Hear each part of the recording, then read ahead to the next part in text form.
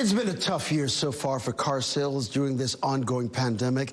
And now a new study shows it's a buyer's market for those looking to get a used car.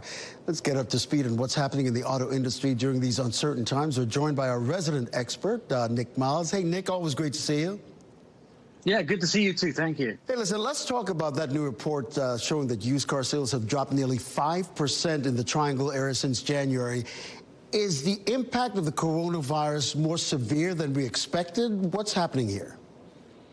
Well, there's sort of this knock-on effect. What's happening with new car prices is all this money's been put on the hoods of new cars by automakers, and that's bringing those prices down. You can get good deals up to $5,000 cash back, and that, of course, affects the used car market. But there's a second wave of things driving those used car prices down, and that includes this 500,000 vehicles dropped into the used car market by Hertz, who are going bankrupt now. They got to unload that stock, so it's pushing those prices down.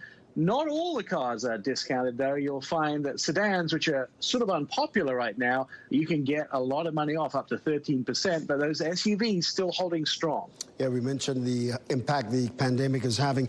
I want to ask you about what some car companies are doing to keep police officers safe. You know, a number of police officers around the country have tested positive for the coronavirus. That one car company comes to mind is Ford. What is Ford doing?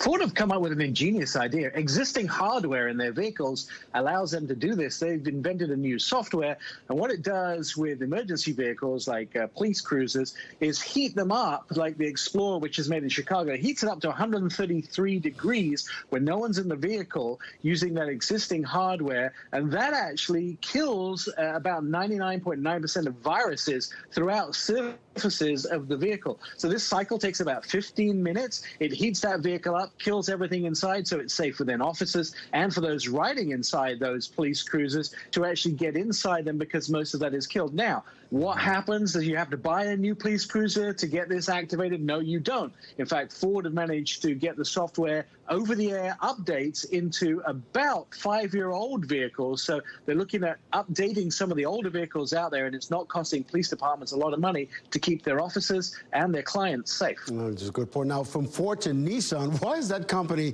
closing factories and reducing car production? Nissan have had their first loss, my friend, for 11 years. It's pretty tough on them.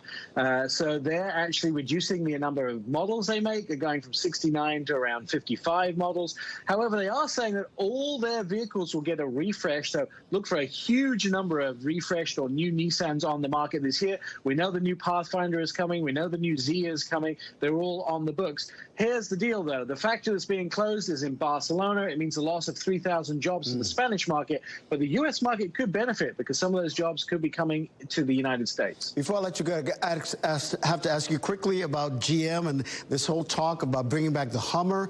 What do you know about this announcement, if any? It's kind of exciting. So we get little bits of information that leak through. Some people tell some people things they probably shouldn't. What we know so far, the Hummer is back. It's going to be under the GMC brand. It's going to be an all-electric truck or SUV. We're not quite sure about which one, but we have seen pictures of it and some running footage from above. And what we know, which is kind of exciting, is it's going to have a glass roof. And we know those panels in that glass roof are going to be removable. It was supposed to be revealed on May 20th. We're still holding our breath. We're thinking July will be a big unveil for GMC with a new Hummer. As a military veteran, I've ridden in a lot of military Hummers, so I know a lot of people are looking forward to seeing what this new version of the Hummer will look like. Hey, Nick, great to see you. Great to see you, and thank you for your service. All right, take care.